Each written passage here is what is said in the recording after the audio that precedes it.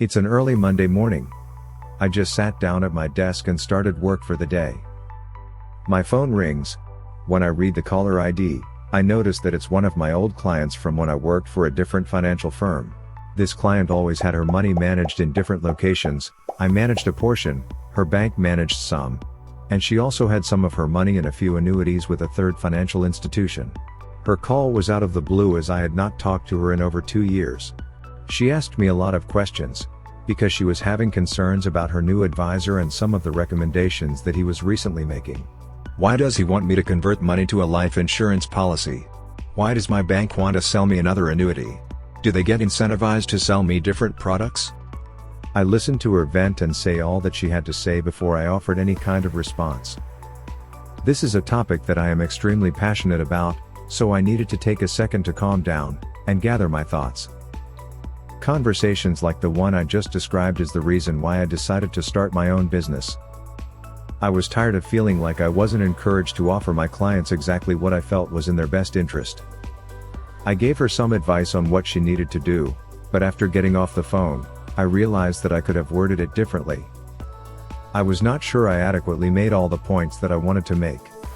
As soon as I put the phone down, I decided that I needed to go and write an article about this to pass on some insight to other people. If this person was feeling this way, I am sure a lot of other people feel the same. Here is my list of things to consider, questions to ask yourself, and questions to ask your financial advisor. First, do some research on the firm and the advisor you plan to use. You want to know what kind of advisor and business that you are working with. Go to brokercheck.finra.org. Here you can look up the name of the advisor you are considering to see what licenses they have and if they have any complaints. Also, go to their firm's website. Almost anyone can call themselves a financial advisor. You want to know what kind of advice they really give.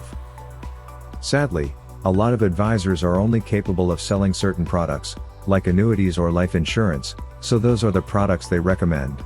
It's not always based on what is in the best interest of the client. Second, ask the advisor how they get paid and if they get paid differently for different products. A lot of advisors use a fee-for-service model, usually charging a fee of 1% to 3% on the assets they manage for you. Some advisors charge a commission on the products they offer. For financial advice, the advisor may charge an hourly or set fee for a financial plan, or they may charge a monthly subscription service. The basic thing to understand is, there are lots of different ways that advisors can charge you. You need to ask and understand what you are being charged. Lastly, ask the advisor about their investment philosophy. If you and your advisor don't see eye to eye on anything and they aren't willing to take your thoughts or beliefs into consideration, they are probably not a great fit. Here are a couple of examples. What if there are things that you don't want to be invested in, like tobacco or fossil fuels? You have the right to tell your advisor that you don't want your money invested in those kinds of businesses. What if you are extremely conservative with your money, but the advisor wants to put you in all speculative and risky investments? Once again, that's probably not a great fit. If you are going to have someone manage your life savings, you need to make sure you know, like, and trust them. It doesn't take a lot of time, but it is important to do your due diligence making sure you have the right person for the job.